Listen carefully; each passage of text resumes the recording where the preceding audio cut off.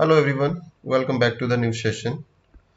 So in this session we are going to discuss about the financial statement, and this session is going to be very crucial for those students who are going to pursue MBA, or those who obviously are doing MBA and BBA, MCOM, BCOM.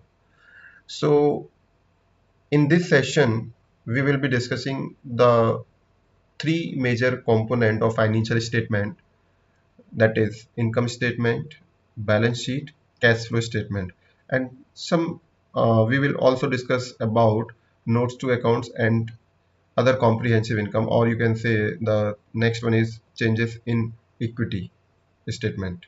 Okay, so we have divided this session into three sections. In the first session, we will discuss about income statement.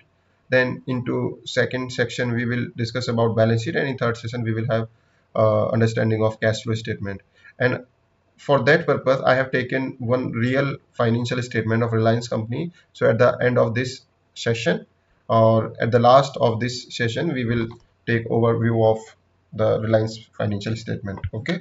So without any delay, I'm going to start the session. Yeah. So basically, first, what is financial statement? क्यों बनाए जाते हैं, क्या need है financial statement बनाने की? तो इसको आप इस तरीके से समझ सकते हैं, जैसे अगर आप कोई बिजनेस रन कर रहे हैं या आप किसी कंपनी में एज अ इन्वेस्टर काम कर रहे हैं, एज अ इन्वेस्टर हैं, ठीक है? तो एक पर्टिकुलर पॉइंट ऑफ टाइम बाद आपको ये देखना होता है कि जहां मैंने इन्वेस्टमेंट किया है उस कंपनी की फाइनेंशियल पोजीशन क्या है, कंपनी के पास कितने असेट्स हैं, कंपनी के पास कितने लायबिलिटीज कंपनी के ऊपर ड्यू है, कंपनी की प्रॉफिटेबिलिटी क्या है, ठीक है, कंपनी ऑपरेटिंग जो कंपनी की ऑपरेटिंग एक्टिविटीज हैं वो इफेक्टिव हैं या नहीं है, पॉलिसीज कैसी हैं कंपनी की, ठीक है?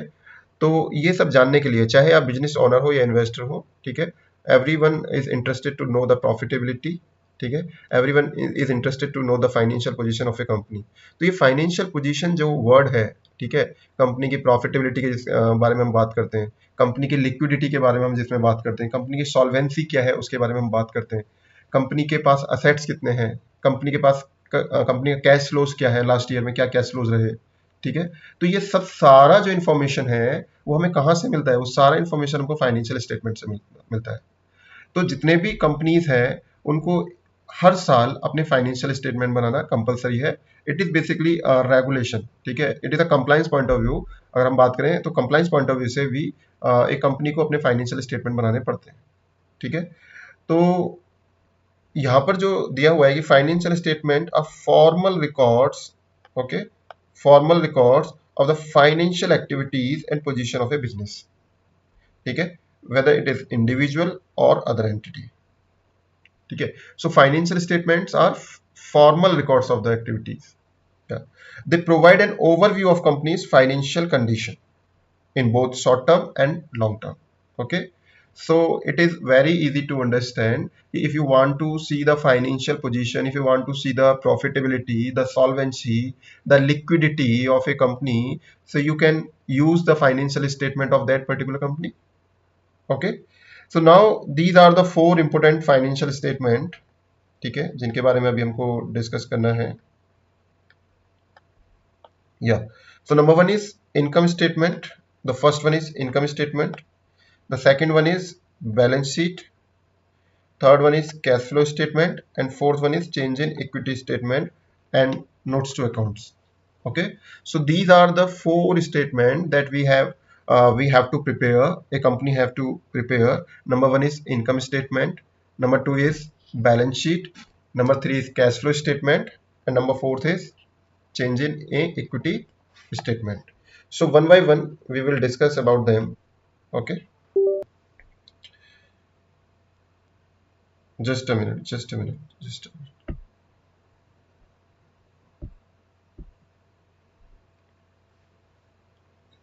So before going to discuss about the financial statement, one of the most important concept, yeah, you can say topic, कि who are the users of financial statement and what are their importance, ठीक है? So users of financial statement को हमने दो category में divide किया है, ठीक है? वो दो कैटेगरी कौन कौन सी हैं? एक बेसिकली हमारे internal users, internal users and second one is external users.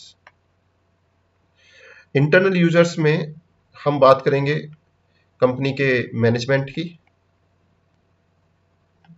ठीक है, एंड नंबर 2 कंपनी के एम्प्लॉयज की, ठीक है. So management and employees are the internal users of the financial statement and external users में बी द इन्वेस्टर्स, ठीक है, customer, supplier, creditors, debtors, government, regulatory agencies. So these are the external users. So who are internal users? So these users are within the organization like management and employee, we have already discussed, and rely on financial statement to make strategic, operational and financial decisions. So internal users basically company का management, company के employees, ये financial management को, financial statements को use करते हैं to make strategic, operational and financial decisions, ठीक है. उसमें सबसे पहले आता है management. Management use financial statement to evaluate the company's performance, make operational decisions and develop strategies accordingly. Okay, management use financial statement to evaluate company's performance, make operational decisions and develop strategies for growth. Okay, because जब हम financial statement बनाते हैं तो हमें company की profitability पता लग जाती है, एफिशिएंसी क्या है कंपनी की लिक्विडिटी क्या है, कंपनी की सॉल्वेंसी क्या है, ठीक है. Solvency basically ability to repay the डेप्ट. सॉल्वेंसी की हम बात करें, it is ability to repay डेप्ट, ठीक है. प्रॉफिटेबिलिटी की बात करें, प्रॉफिट की बात कर रहे हैं यहाँ पर, ठीक है. Efficiency basically performance point of view से कंपनी कितना एफिशिएंटली काम कर रहे हैं. लिक्विडिटी की बात करें, कंपनी के पास कितनी लिक्विडिटी है, लाइक कितने कैश और कैश इक्विवेलेंट असेट्स कंपनी के पास है, ठीक है. तो जब कंपनी इन सबको एनालाइज करती है, like profitability, efficiency, liquidity, solvency, तो मैनेजमेंट इन सबको एनालाइज करके कंपनी के जो इंटरनल प्रोसेस हैं, ठीक है, उनको इंप्रूव कर सकते हैं और टारगेट सेट कर सकते हैं अकॉर्डिंगली, ठीक है. तो फर्स्ट यूजर इंटरनल में हमारा मैनेजमेंट है. मैनेजमेंट कंपनी की फाइनेंशियल परफॉर्मेंस जानना चाहता है क्योंकि उसको बहुत सारे ऑपरेशनल डिसीजंस लेने होते हैं और उसी के अकॉर्डिंग स्ट्रेटेजीज डेवलप करनी होती हैं, ठीक है. और साथ ही हम बोल रहे हैं कि वो क्या एनालाइज करना चाहते हैं, कंपनी की प्रॉफिटेबिलिटी क्या है, एफिशिएंसी क्या है, क्योंकि ये परफॉर्मेंस बेसिस पर जो कंपनी परफॉर्मेंस है, ठीक है, उसी का आउटपुट होता है प्रॉफिटेबिलिटी, उसी का आउटपुट होता है एफिशिएंसी, कंपनी के पास कितनी लिक्विडिटी है और कंपनी की सॉल्वेंसी क्या है. कंपनी की सॉल्वेंसी का मतलब यहाँ पर हमने लिखा है एबिलिटी टू रिपे डेप्ट, ठीक है. और जब इन सबको एनालाइज कर लेते हैं तो हम अपने जो इंटरनल प्रोसेसेस हैं उनको इंप्रूव कर सकते हैं और अकॉर्डिंगली टारगेट सेट कर सकते हैं, ठीक है. और इसके साथ साथ एक और इम्पोर्टेंट पॉइंट है कि financial statement help management assess whether resources are being used effectively and whether the business is operating profitability or not, ठीक है. चलिए, देन सेकंड इज एम्प्लॉय. तो एम्प्लॉय क्यों फाइनेंशियल स्टेटमेंट जानने में इंटरेस्टेड है, क्यों फाइनेंशियल स्टेटमेंट को यूज करना चाहते हैं. ऑब्वियसली जो एम्प्लॉय हैं उनको अपना कंपनी की फाइनेंशियल हेल्थ इसलिए जानना चाहते हैं क्योंकि अगर कंपनी अच्छा ऑपरेट कर रहे हैं, कंपनी की फाइनेंशियल हेल्थ अच्छी है, तो ऑब्वियसली उनको रिवॉर्ड अच्छा मिलेगा, जॉब सिक्योरिटी बनी रहेगी, ठीक है. और वो एक्सपेक्ट कर सकते हैं अपना कुछ जो सैलरी इंक्रीज है, बोनसेस, ठीक है. बिकॉज कंपनी ग्रो करेंगे तो एम्प्लॉय भी ग्रो करेंगे. तो यहाँ पर यही दिया हुआ है, employ use financial statement to assess the company's financial health and job security. Financial health and job security. If the company is performing well, employees may expect bonuses and salary increase. Okay. So in internal, basically two हमारे users थे, management and employees. Now come to the external users. In external users, the first one is investors. We all know कि investor क्यों हम financial statement देखना चाहते हैं किसी company के. अब यहाँ पर जो बात कर रहे हैं वो एग्जिस्टिंग और पोटेंशियल या प्रोस्पेक्टिव इन्वेस्टर्स की बात कर रहे हैं, ठीक है. एग्जिस्टिंग इन्वेस्टर्स तो यहाँ पर जो है फाइनेंशियल स्टेटमेंट ऑब्वियसली उनके तो यूज का है ही, because they want to evaluate the return on investment कि भाई जो मैंने इन्वेस्ट किया उस पर कितना मेरे को रिटर्न मिल रहा है, ठीक है. और जो प्रोस्पेक्टिव इन्वेस्टर्स हैं ऑब्वियसली वो भी आरओआई को तो इवैल्यूएट करते ही हैं कि अगर मैं यहाँ पर इतना इन्वेस्ट करूँ तो मेरे को वहां से कितना एक्सपेक्टेड रिटर्न मिलेगा, ठीक है. And the financial health of the company and risk involve in investing, ठीक है, कि अगर मैं इस कंपनी में इन्वेस्ट करता हूँ तो वहां पर कितना रिस्क इन्वॉल्व है. So all these things can be analysed, can be evaluated bye using the financial statement. Okay. So these की कोई भी इन्वेस्टर है वो कंपनी का ईपीएस देखना चाहता है, अर्निंग पर शेयर, एक शेयर पर कंपनी कितना अर्न कर रहे हैं, ठीक है, शेयर होल्डर कितना अर्न कर रहे हैं। रिटर्न ऑन इक्विटी देखना चाहते हैं कि अगर मैं इतना इन्वेस्ट करूँ, इतना इक्विटी लूँ, तो उसमें मेरे को कितना रिटर्न मिलेगा। ठीक है, so all these information can be taken from the financial statement. Then second one is creditors and lenders. Obviously creditors like company जिनसे कंपनी ने पैसा लिया हुआ है, ठीक है, they may be banks and suppliers. ठीक है, analyze financial statement to evaluate a company's ability to repay. Basically यहाँ पर सॉल्वेंसी की बात हो रही है। ठीक, अगर वो कंपनी को कुछ फंड्स देते हैं, उधार देते हैं, लैंड करते हैं, ठीक है, तो कंपनी की सॉल्वेंसी क्या है। अब कंपनी अगर आसानी से उनके फंड्स को रिटर्न कर सकते हैं, रिपे कर सकते हैं, ठीक है, एंड ऑब्वियसली यहाँ पर दिया to evaluate a company's ability to repay loans and meet short term liabilities. So they focus on liquidity ratio, solvency ratio, and overall credit worthiness of the company. Okay, तो creditors and lenders basically जो company को पैसे देते हैं, they want to know the solvency of a company. ठीक है, they want to know the solvency of a company, the liquidity and overall credit worthiness. ठीक है, so this can be easily analyzed by using the financial statement. Then supplier, supplier वो होते हैं company जिनसे goods या raw material purchase करते हैं। तो जो सप्लायर हैं basically suppliers look at financial statement, okay, to assess whether the company is financially stable enough to make timely payments। ठीक है, सप्लायर से कंपनी क्या कर रहे हैं, रॉ मटेरियल खरीद रहे हैं, ठीक है, तो या कोई गुड्स खरीद रहे हैं, तो सप्लायर यहाँ पर जो क्रेडिट पीरियड अलाउ करता है कंपनी को कि भाई मैं आपको गुड्स दे रहा हूँ और कंपनी उसका पेमेंट 1 महीने बाद या 2 महीने बाद करेंगे। तो यहाँ पर सप्लायर भी कंपनी के फाइनेंशियल हेल्थ जानना चाहता है कि जो कंपनी जिसको मैं सप्लाई कर रहा हूँ, they are stable enough to make timely payment. क्या वो टाइमली मेरे को पेमेंट कर पाएंगे या नहीं कर पाएंगे। ठीक है, then government agencies and regulators. ठीक है, government agencies obviously for tax point of view. ठीक है, government and regulators analyze financial statement to ensure compliance and with tax laws and regulations. ठीक है, एक तो कंप्लायंस पॉइंट ऑफ व्यू से, क्योंकि कंप्लायंस है गवर्नमेंट का कि हर कंपनी को अपने फाइनेंशियल स्टेटमेंट बनाने हैं और they have to put their financial statement on the website so that everyone can see. ठीक है, and second basically for tax calculation point of view. Third one is customer. ठीक है, so customer particularly those with long term contract or dependencies on the companies, long term contract or dependencies on the company's review financial statement to company's stability and ability to continue delivering products or services।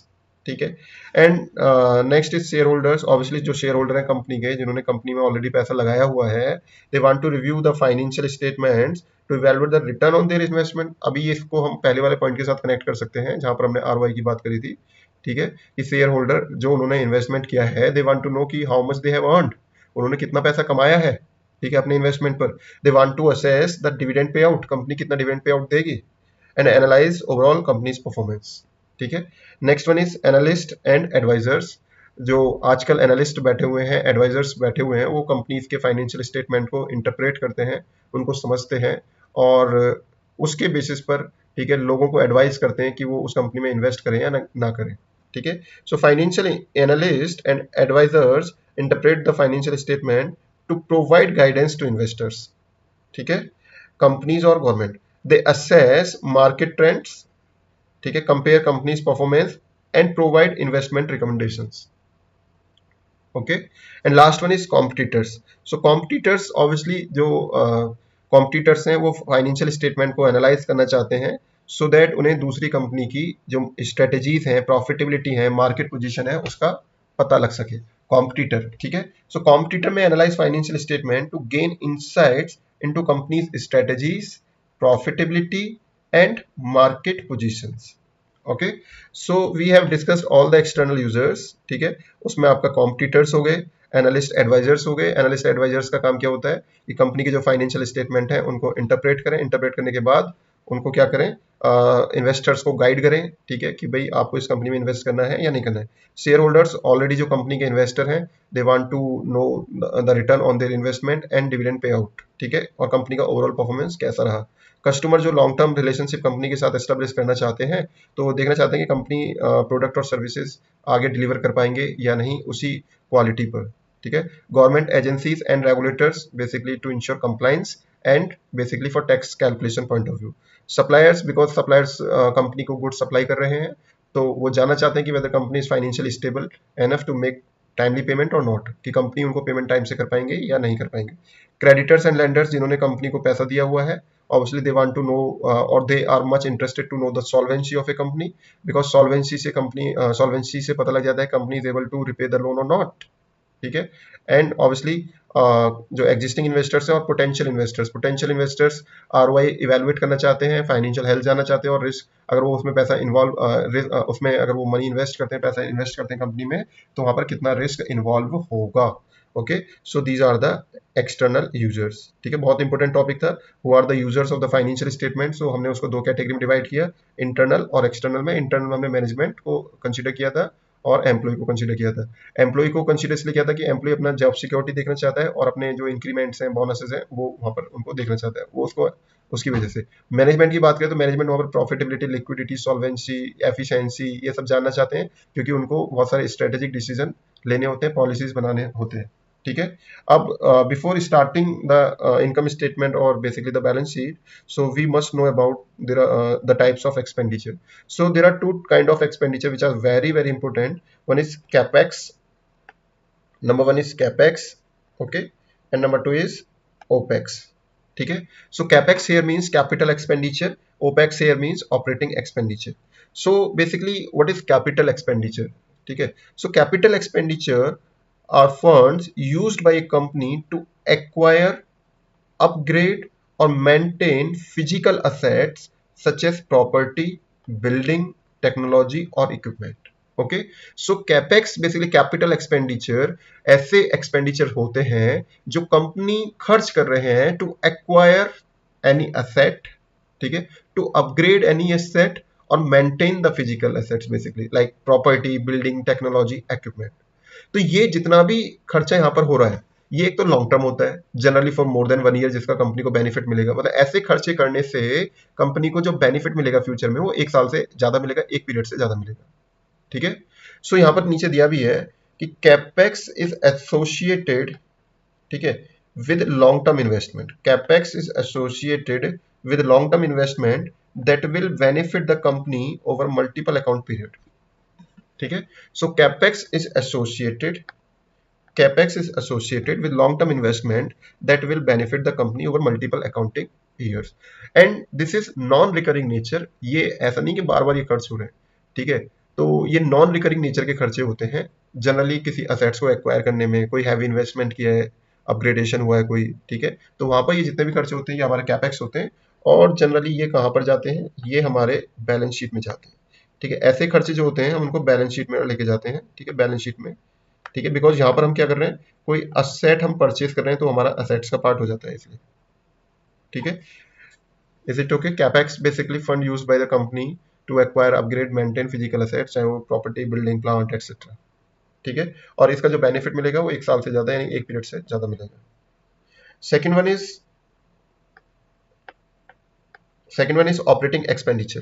Now operating expenditure are the ongoing cost, okay, for running a company's day to day operation.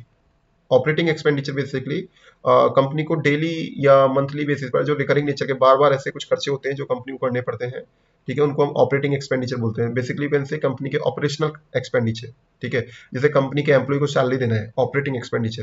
Company में labour काम कर रही है, उसको wages देना है, operating expenditure, ठीक है। कंपनी के छोटे मोटे पैटी एक्सपेंडिचर, छोटे छोटे खर्चे हो रहे हैं जो बार बार हो रहे हैं, ठीक है, that is operating expenditure. Repair, maintenance, छोटे छोटे जो जनरली साल में कई बार होते हैं, दैट इज ऑपरेटिंग एक्सपेंडिचर। तो ऐसे खर्चे जो कंपनी को रन करने के लिए डेली बेसिस पर कंपनी कर रहे हैं या मंथली बेसिस पर कर रहे हैं, जो रिकरिंग नेचर के बार बार हो रहे हैं, ऐसे खर्चों को हम बोलते हैं operating expenditure. So operating expenditure are necessary for maintaining the business and are fully deducted in that accounting period in which they incurred. So अगर हम अभी बात करें तो हमारा जो कैपेक्स था, कैपेक्स हमारा कहाँ जा रहा है, कैपेक्स हमारा जा रहा है बैलेंस शीट में, ठीक है, और यहाँ पर हम डेप्रिसिएशन लगाते हैं, हम यहाँ पर डेप्रिसिएशन लगाते हैं, ठीक है। और ओपेक्स हमारा कहाँ जाएगा, ओपेक्स हमारा जाता है प्रॉफिट एंड लॉस अकाउंट में, जिसको आप बोलते हो इनकम स्टेटमेंट। और यहाँ पर 100% इसी साल हम क्या कर लेंगे, डिडक्ट कर लेंगे, ठीक है। सपोज मैंने यहाँ पर मैं बोलता हूँ कि मैंने 10 लाख रुपए वेजेस दिया, तो 10 लाख रुपए इसी साल का खर्चा है, इसी ईयर का खर्चा है, इसी अकाउंटिंग ईयर का खर्चा है, ठीक है। तो ये हमारा प्रॉफिट एंड लॉस में जाएगा और 100% इसी बार डिडक्ट हो जाएगा। बट मैं कहता हूँ कि मैंने 100 लैक्स का मैंने एक असेट परचेज किया है तो उसको मैं बैलेंस शीट में लेके जाऊंगा असेट को, और वहां पर डेप्रिसिएशन लगाऊंगा। So over the period of that asset, ठीक है, over the useful life of that asset, मैं उसको क्या करूंगा, राइट ऑफ करूंगा, धीरे धीरे राइट ऑफ करूंगा। Is it okay? Capital expenditure capex and operating expenditure opex. ठीक है, now come to the income statement. ठीक है, because there are 4 statement that we are going to cover. Number 1 is income statement, number 2 is balance sheet, number 3 is cash flow statement, and number 4th is change in equity statement. So income statement, as you can see here, shows the company's revenue and expenses over a specific period which indicating the profitability. तो income statement से हमें company की profitability के बारे में पता लगता है। तो यहाँ पर सबसे इंपॉर्टेंट है पहले ये ग्रॉस प्रॉफिट क्या होता है। ठीक है, ग्रॉस प्रॉफिट क्या होता है। तो यहाँ पर ग्रॉस प्रॉफिट के लिए सबसे पहले हमें क्या करना है, रिवेन्यू देखना है, कंपनी का रिवेन्यू क्या है। ठीक है, रिवेन्यू का मतलब कि हम जो कंपनी की जो इनकम हो रही है फ्रॉम गुड्स सोल्ड और सर्विसेज प्रोवाइडेड, ये कंपनी की जो रिवेन्यू है, हम यहाँ पर बात करें कि कंपनी के जो प्रोडक्ट्स हैं, कंपनी का जो सर्विसेज हैं, उनको बेचने से कंपनी को जो रिवेन्यू हो रही है, जो इनकम हो रही है, that is revenue. And we have to deduct the cost of goods sold. Cost of goods sold basically जो मैं गुड्स प्रोवाइड कर रहा हूँ, जो गुड्स मैं सेल कर रहा हूँ, ठीक है, उस गुड्स के डायरेक्ट एलोकेटेड कॉस्ट क्या है जो मैंने बेचा है। ठीक है, तो cost of goods sold is basically direct cost associated या attributable to goods produced and sold. So how can you calculate this? So first opening stock if there is any, ठीक है, then purchase you will add, then direct expenses and minus closing stock. So जब आप revenue में से cost of goods sold को minus कर देते हो, then you will get the gross profit. Okay, you will get the gross profit. So gross profit कैसे calculate हो रहा है? Revenue minus COGS, cost of goods sold. So cost of goods sold is nothing, just कि जो मैं goods बेच रहा हूँ, जो मैं प्रोडक्ट बेच रहा हूँ, उसके डायरेक्ट एट्रीब्यूटेबल जो कॉस्ट है, लाइक उस गुड्स को जो मैं बेच रहा हूँ उसको बनाया होगा, अगर मैं मैन्युफैक्चरिंग कंपनी हूँ, या मैंने उसको खरीदा होगा किसी और से, तो ये सारे के सारे आपके डायरेक्ट एट्रीब्यूटेबल एक्सपेंडिचर होते हैं। ठीक है, और जब हम ग्रॉस प्रॉफिट में से ऑपरेटिंग एक्सपेंडिचर्स को माइनस करते हैं, ठीक है, जब हम ग्रॉस प्रॉफिट में से ऑपरेटिंग एक्सपेंडिचर्स को माइनस करते हैं, अब ऑपरेटिंग एक्सपेंडिचर्स कौन कौन से हमारे, लाइक सेलिंग एक्सपेंडिचर हो गया, जनरल एक्सपेंडिचर्स हो गए, एडमिनिस्ट्रेटिव एक्सपेंडिचर्स हो गए, दीज आर ऑपरेटिंग एक्सपेंडिचर्स। तो ग्रॉस प्रॉफिट में से जब इन सबको हम माइनस करेंगे, then I will get the operating profit. Okay, so gross profit minus operating profit, ठीक है, तब हमारा लास्ट में आ जाएगा नेट प्रॉफिट। ठीक है, बेसिकली नेट प्रॉफिट हमारा कैसे आएगा, उसमें हमें अभी जो हमारा ऑपरेटिंग इनकम आया है ना, ये हम यू कैन से कि ये हमारा बिफोर टैक्सेस है, बिफोर टैक्सेस है। ठीक है, तो अगर मैं इसमें से टैक्सेस माइनस कर दूंगा तो मेरे को क्या मिल जाएगा, नेट प्रॉफिट मिल जाएगा। ठीक है, नेट प्रॉफिट यहाँ पर मिल जाएगा। So income statement is very clear कि first you will have to see the revenue कि how much you have earn, how much you have you know what is your turnover. तो income from goods sold और services provided is your revenue. आपको उसमें से फिर COGS minus करना है, cost of goods sold, like वो जो आप गुड्स बेच रहे हो, ठीक है, जो सर्विसेज प्रोवाइड कर रहे हो, उसके डायरेक्ट एट्रीब्यूटेबल जो कॉस्ट है, that is cost of goods sold. ठीक है, फॉर्मूला से भी कई बार निकाल सकते हो, opening stock purchase direct expenses minus closing stock. तो जब आप रेवेन्यू में से सीओजीएस माइनस करते हो, you will get the gross profit, और जब ग्रॉस प्रॉफिट में से ऑपरेटिंग एक्सपेंडिचर माइनस करते हो तो you will get the operating income. यहाँ पर selling general administration expenditures are operating expenditure, और जब हम उन्हें, जब ऑपरेटिंग इनकम में से हम जो टैक्सेस हैं एंड अदर कॉस्ट हैं लाइक फाइनेंस कॉस्ट, इन सबको माइनस कर देते हैं, देन हमें नेट प्रॉफिट मिल जाता है। ठीक है, that is income statement. Now what is balance sheet? ठीक है, so balance sheet basically a statement of financial position. ठीक है, so it provides a snapshot, it provides a snapshot of company's assets, liabilities and share holders equity at a specific point in time. ठीक है, तो balance sheet में तीन important component होते हैं, तीन इंपोर्टेंट कंपोनेंट होते हैं। पहला होता है आपका asset, okay, second liabilities, and third one is equity. Okay, and assets को फिर हमने फर्दर कैटेगराइज किया है नॉन करंट असेट्स में एंड करंट असेट्स में, लायबिलिटीज को फिर हमने किया है नॉन करंट लायबिलिटीज में एंड करंट लायबिलिटीज में। बट आपसे कोई पूछे कि what are the important component of balance sheet, so you will always say assets, liabilities and equity. Okay, so equity is what, equity, पहले मैं इक्विटी की बात कर लेता हूँ। इक्विटी क्या है? इक्विटी बेसिकली रेजिडुअल इंटरेस्ट है। रेजिडुअल इंटरेस्ट मतलब कि अगर आप असेट्स माइनस लायबिलिटीज करोगे, एक्सटर्नल लायबिलिटीज,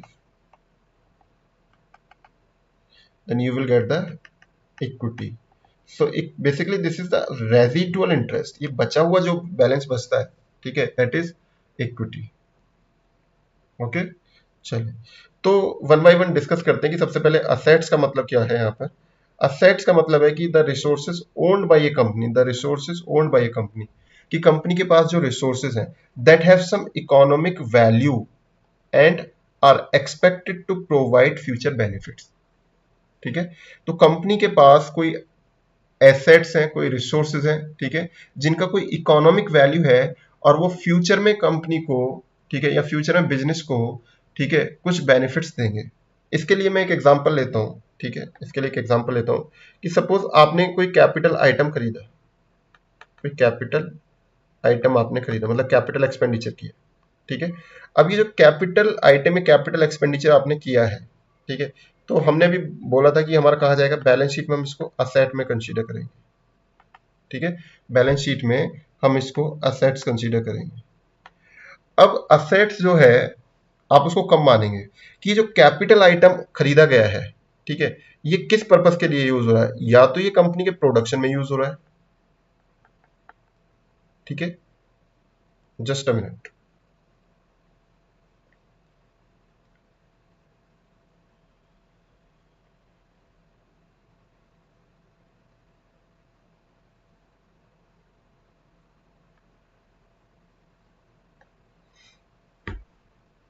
ठीक है, यहां पर थे हम कि या तो ये कंपनी के किस में यूज हो रहा है, या तो ये कंपनी के प्रोडक्शन में यूज हो रहा है,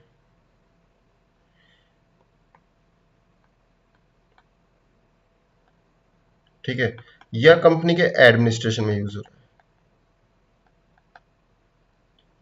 तो कोई भी ऐसा कैपिटल आइटम जो आपने खरीदा है, ठीक है, या तो हम उस कैपिटल आइटम को प्रोडक्शन में यूज कर रहे हैं, या सर्विसेज डिलीवर करने में यूज कर रहे हैं, या एडमिनिस्ट्रेटिव पर्पस के लिए यूज कर रहे हैं, तो हम उसको क्या मानेंगे, हम उसको असेट मानेंगे.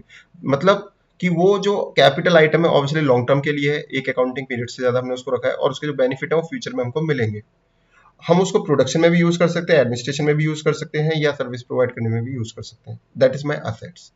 So in simple terms, assets are resources owned by a company that have economic value and are expected to provide future benefit. ठीक है? Is it clear? Yeah. Then current assets. First discuss about current asset.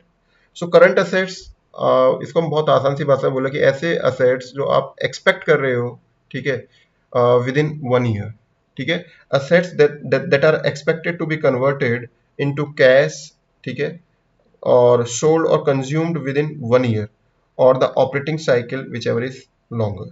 ठीक है, तो ऐसे assets इनको आप सोच रहे हो कि एक्सपेक्ट कर रहे हो कि ये मेरे को विद इन 1 ईयर रिसीव हो जाएंगे या कैश में कन्वर्ट हो जाएंगे, ठीक है, those are current. For example cash, cash equivalents, account receivables, inventory basically stock, prepaid expenditure basically advance expenditures. ठीक है, सो बिल्कुल ईजी है. करंट असेट्स क्या है, जो एक साल के अंदर और एक ऑपरेटिंग साइकिल के अंदर या तो रिकवर हो जाएंगे या कैश में कन्वर्ट हो जाएंगे एक्सेट्रा. ठीक है, देन नॉन करंट असेट्स की बात करें, ये ऐसे असेट्स हैं जो एक साल में कन्वर्ट नहीं होते कैश में. ठीक है, ये ऐसे असेट्स हैं जिनको आप एज अ कैपिटल एक्सपेंडिचर खर्च करते हो और इनके जो बेनिफिट हैं वो आपको एक साल से ज्यादा में मिलेंगे. अभी हमने डिस्कस भी किया था. Assets that are not expected to be converted into cash और used up within 1 year. For example जैसे प्रॉपर्टी हो गया, प्लांट हो गया, इक्विपमेंट हो गया, फिजिकल असेट्स हो गया. ठीक है, अब इसी में एक और कैटेगरी आ जाती है आपकी इंटेंजिबल असेट्स. ये तो आपके टेंजिबल असेट्स हमने जो अभी बात करी है, these are tangible assets. Basically physical, tangible मतलब फिजिकल असेट्स. ठीक है, जैसे property, plant, equipment, all these are physical assets. Intangible assets basically जो नॉन फिजिकल असेट्स हैं, जैसे आपके क्या हो गए, पेटेंट हो गया, ट्रेडमार्क हो गया, गुडविल हो गया, सॉफ्टवेयर हो गए. These are non physical assets. तो जो नॉन फिजिकल असेट्स हैं उनको हम बोलते हैं इंटेंजिबल एसेट्स. नाउ लायबिलिटीज की बात करें, जैसे असेट्स की बात करें, असेट्स का मतलब जो कंपनी के अपने रिसोर्सेज हैं और जिनका कोई इकोनॉमिक वैल्यू है और फ्यूचर में उसके बेनिफिट मिलेंगे. अब ये रिसोर्सेज नहीं है कंपनी के, ये कंपनी के ऑब्लिगेशंस हैं। लायबिलिटीज क्या है? कंपनी के ऑब्लिगेशंस हैं, कंपनी के ड्यूज है दैट कंपनी ओज टू एक्सटर्नल पार्टीज, जो कंपनी को पे करने हैं किसी एक्सटर्नल पार्टी को, and which require future economic sacrifices. Assets में क्या था? फ्यूचर बेनिफिट्स आपको मिलेंगे, यहाँ पर फ्यूचर इकोनॉमिक सेक्रीफाइसेस, क्योंकि आप फ्यूचर में लायबिलिटीज को पे करोगे तो बेसिकली आपको अपने कैश को सेक्रीफाइस करना पड़ेगा, अपने बेनिफिट्स को सेक्रीफाइस करना पड़ेगा, ठीक है। So liabilities are obligations. Then current liabilities, obviously जैसे करंट असेट्स था कि जो 1 साल के अंदर आपको मिलेंगे या कैश में कन्वर्ट हो जाएंगे, ऐसी लायबिलिटीज का मतलब ड्यूज जो 1 साल के अंदर सेटल्ड हो जाएंगे, है ना। So obligations due to be settled within 1 year और the operating cycle which ever is longer. For example accounts payable, ठीक है, जो आपके क्रेडिटर्स हैं जिनको आपको पैसा देना है, अगर वो 1 साल के अंदर आप पे कर दोगे, दैट इज करंट लायबिलिटी। कुछ आउटस्टैंडिंग या एक्रूड एक्सपेंडिचर्स हैं, शॉर्ट टर्म डेब्ट्स हैं, all these are current liabilities. Non current liabilities again कि जो आपके लॉन्ग टर्म लायबिलिटीज होते हैं, हम उनको जो 1 साल से ज्यादा में आपको पे करने, तो obligations not due within the next year और within 1 year, obligations not due within the next 1 year, ठीक है, फॉर एग्जाम्पल लॉन्ग टर्म डेब्ट। And then third one is share holders equity. अभी हमने बात करी थी, सबसे पहले इक्विटी की बात करी थी कि equity is the residual interest. So equity represents the owners residual interest. Basically जो हमारे असेट्स है, अगर हम उसमें से लायबिलिटीज को माइनस कर दें तो हमें क्या मिलेगा? रेजिडुअल इंटरेस्ट मिलेगा। उस रेजिडुअल इंटरेस्ट को ही हम ओनर का इक्विटी बोलते हैं, ठीक है। And third one is statement of cash flow, ठीक है। स्टेटमेंट ऑफ कैश फ्लो आपको क्या बताता है कि एक पर्टिकुलर पीरियड ऑफ टाइम के बाद, यानी कि जैसे सपोज 1 साल के बाद कंपनी का कितना कैश इनफ्लो हुआ और कितना आउटफ्लो हुआ, ठीक है। एक पर्टिकुलर पॉइंट ऑफ टाइम के बाद कंपनी में कितना कैश इनफ्लो हुआ। फॉर एग्जांपल जैसे हमें 1 साल का कैश फ्लो स्टेटमेंट बनाना है तो कंपनी वहां पर देखते हैं कि हमें कैश में कितना इनफ्लो हुआ और कैश में कितना आउटफ्लो हुआ, ठीक है। That is cash flow statement. हमें फ्लो देखना है कैश का, वेदर इट इज इनफ्लो और आउटफ्लो, ठीक है। तो किस किस एक्टिविटीज है, यहाँ पर 3 एक्टिविटीज होती हैं आपकी जो कि बहुत इंपॉर्टेंट है। पहला है ऑपरेटिंग एक्टिविटी, सेकंड है इन्वेस्टिंग एक्टिविटी और थर्ड है फाइनेंसिंग एक्टिविटी, ठीक है।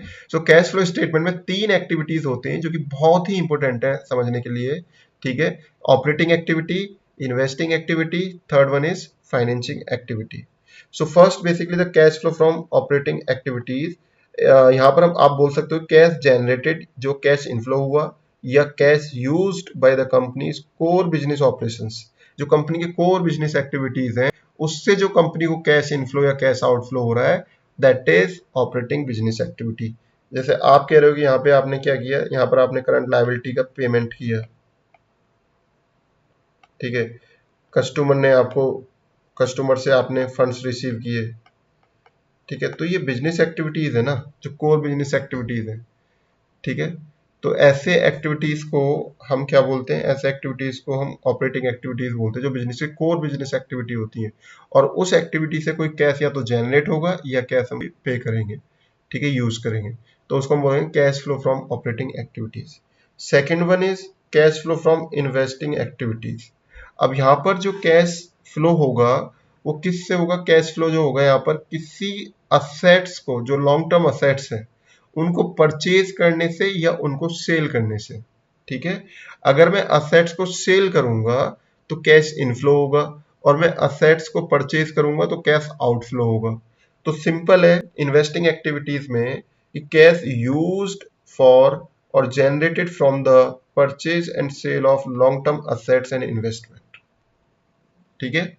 तो cash flow from investing activities में हमको ये देखना होता है कि कैश फ्लो किससे हो रहा है, ठीक है, किसी लॉन्ग टर्म असेट्स को या इन्वेस्टमेंट को परचेज और सेल करने से है, तो that is investing activity. Third one is financing activity, cash flow from financing activity.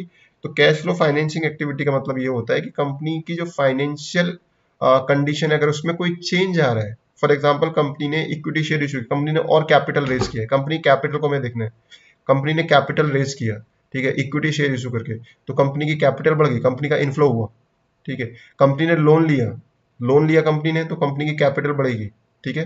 तो इसका मतलब जब कंपनी अपने फाइनेंशियल सोर्सेज से कुछ फंड्स रेज करते हैं, ठीक है, तो उसको हम बोलते हैं cash flow from financing activities. तो देखिए cash flow related to transaction with the company's owners and creditors. For example यहाँ पर आप कह सकते हो कि रेजिंग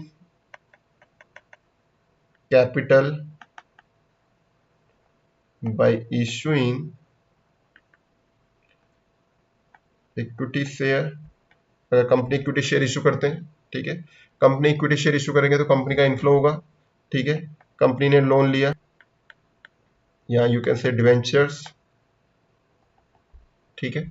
तो ऐसे एक्टिविटीज से जो हमारे फाइनेंस या कैपिटल को कहीं ना कहीं जो है उसमें चेंजेस लेके आते हैं, that is cash flow from financing activities. So तीन एक्टिविटी हैं जो आपको ध्यान में रखनी है। कौन कौन सी?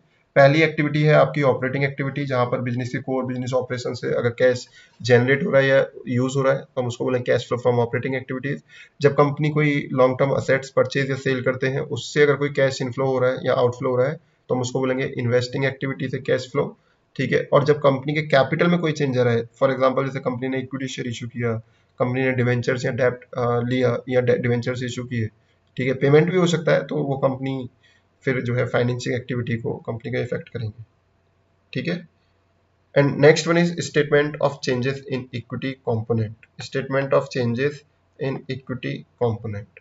So statement of changes in equity जो होता है आपका, वो कुछ नहीं है, जस्ट हमें देखना होता है कि ईयर के स्टार्टिंग में कंपनी का कितना कैपिटल था, इक्विटी कैपिटल कितना था, उसके बाद at the end of year company के इक्विटी कैपिटल में क्या क्या चेंजेस आए, ठीक है। जैसे अभी मैं बोलूँ कंपनी का इक्विटी शेयर कैपिटल 10 लाख था, बीच में कंपनी ने और इक्विटी शेयर इशू किए तो इक्विटी कैपिटल बढ़ जाएगा, ठीक है। डिविडेंड पे आउट हुआ, उससे इफेक्ट होगा। तो कई सारी चीजें हैं, रिजर्व्स हैं, सरप्लस हैं, इसमें सारे ऐड होते हैं, ठीक है। तो ये हमारा statement of changes in equity component होता है। The statement of change in equity details the movement in share holders equity over a reporting period, ठीक है। So basically these are the four important income statements, sorry financial statements that we have discuss now. Number one is income statement, ठीक है। So from income statement you can find out the profitability of a company or the operating effectiveness की how the company is operating, how effective company is, ठीक है। Second, you basically the balance sheet. So balance sheet is the snapshot of the company's financial position, ठीक है, financial health at a particular point of time, ठीक है। Company कितना own करते हैं, company कितना ओ करते हैं, बेसिकली मतलब कंपनी के पास कितने रिसोर्सेज हैं, कितने असेट्स हैं, कितने लाइबिलिटीज हैं, कंपनी का कैपिटल क्या है, ठीक है, इक्विटी क्या है बेसिकली। तो ये सारा आपको जो किससे पता लगेगा, कंपनी के बैलेंस शीट से पता लगेगा। थर्ड, कंपनी का कैश फ्लो स्टेटमेंट, ठीक है, कंपनी का कितना कैश इनफ्लो हुआ, कितना आउटफ्लो हुआ ड्यूरिंग द पर्टिकुलर पीरियड, ठीक है। और इसमें तीन एक्टिविटीज होते हैं आपके ऑपरेटिंग एक्टिविटीज, इसमें जो कैश फ्लो जनरेट या यूज होता है कंपनी के कोर बिजनेस एक्टिविटीज से। इन्वेस्टिंग एक्टिविटीज सेकंड, यहाँ पर अगर कोई company long term assets purchase या सेल कर रहे हैं तो उससे जो कैश फ्लो होगा that is investing activities. Third one is cash flow from financing activities. यहाँ पर क्या होता है बेसिकली कि कंपनी के अगर कैपिटल में कोई चेंजेस आ रहे हैं, ठीक है, कंपनी के क्रेडिटर्स की पोजीशन में कोई चेंज आ रहा है, क्रेडिटर्स बेसिकली जो लॉन्ग टर्म है, ठीक है, हम उसको बोलेंगे cash flow from financing activities. जहाँ पर कंपनी फंड रेज करते हैं या जो कंपनी रिपेमेंट करते हैं वो सारे फाइनेंसिंग एक्टिविटीज में आएंगे, ठीक है। नाउ आई हैव टेकन, ठीक है, I have taken the balance sheet और basically the financial statement of Reliance company, ठीक है। 31 मार्च 2024 का मैंने बैलेंस शीट लिया है रिलायंस कंपनी का। So you can see the format, ठीक है, you can see the format. This is the last year's balance sheet and this is the current year balance sheet. Okay, so assets first basically, उसमें सबसे पहले non current assets है। Non current assets basically जो long term assets हैं हमारे, ठीक है, property plant equipment, intangible assets, capital work in progress, ठीक है, intangible assets under development, fix assets में फाइनेंशियल असेट में आपके इन्वेस्टमेंट हो गए, लोन्स हो गए, अदर फाइनेंशियल असेट्स हो गए, ठीक है। ऐसे ही फिर आपके करंट असेट्स दिए हुए नीचे लाइक इन्वेंट्री, ठीक है, ये शॉर्ट टर्म इन्वेस्टमेंट्स हैं जो आपके दिए हैं। कैश यहाँ पर आ गया, ये शॉर्ट टर्म लोन्स होंगे एंड अदर फाइनेंशियल असेट्स हैं, ठीक है। तो जब दोनों को ऐड करें तो यहाँ पर आपको टोटल असेट्स मिल जाएंगे, this is the total assets. And now liability side, equities and liability. तो सबसे पहले आपका इक्विटी आ रहा है, equity share capital, then other equity. So total equity as on 31 March, ठीक है, दिस इज एंड 31 मार्च। तो ये जो चेंज आया ना यहाँ पर, ये जो चेंज आया है फ्रॉम 479078 से 5,15,000 समथिंग, सो ये जो चेंज आया है ये इसके लिए आपको स्टेटमेंट बनाना होता है, चेंज इन इक्विटी स्टेटमेंट, ठीक है, change in equity. Then liabilities को दो कैटेगरी में डिवाइड किया, नॉन करंट लाइबिलिटी, सेम वही जो लॉन्ग टर्म लाइबिलिटीज होते हैं आपके, और फिर आपके करंट लाइबिलिटीज हैं जो शॉर्ट टर्म लाइबिलिटीज है। ठीक है, ठीक है, तो ये total equity and liabilities. Balance आपका मैच होगा, टोटल इक्विटी लाइबिलिटीज यहाँ पर 959, सो असेट्स का भी बैलेंस इतना ही होगा, बैलेंस शीट का बैलेंस मैच होना चाहिए। ठीक है, तो दोनों जगह सेम आ रहा है बैलेंस। ठीक है, then second you can see the profit and loss statement और बेसिकली द इनकम स्टेटमेंट। तो सबसे पहले आपका इनकम आ रहा है यहाँ पर। ठीक है, इनकम वैल्यू ऑफ सेल्स और इनकम फ्रॉम सर्विसेज। ठीक है, वैल्यू ऑफ सेल्स बेसिकली जो इन्होंने गुड्स अपने बेचे हैं, और सर्विसेज जो ऑफर की हैं या रेंडर्ड की हैं, उससे जो इनकम हुआ है उसमें से इन्होंने जो जीएसटी रिकवर है, तो फाइनली इनका रिवेन्यू फ्रॉम ऑपरेशन ये है, that is operating income. Revenue from operation is basically the operating income, this is other income. Other income basically non operating income यहाँ पर बात कर रहे हैं।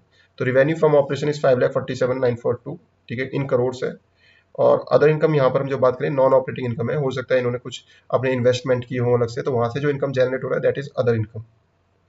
ठीक है, देन एक्सपेंसेस दिए हुए हैं यहाँ पर। सबसे पहले यहाँ पर मटेरियल कंज्यूम्ड, ठीक है, cost of material consumed, purchase of stock in trade, change in inventory as finish goods. ठीक है, और ये आपके, अगर आप यहाँ पर हमने देखा तो हमने COGS लिया हुआ था, cost of good sold, but इन्होंने कॉस्ट ऑफ गुड सोल्ड की बजाय यहाँ पर कॉस्ट ऑफ मटेरियल कंज्यूम्ड लिया हुआ है। तो कॉस्ट ऑफ मटेरियल कंज्यूम्ड भी आपका ऐसे निकलता है, opening stock plus purchase of raw material, ठीक है, और माइनस क्लोजिंग स्टॉक।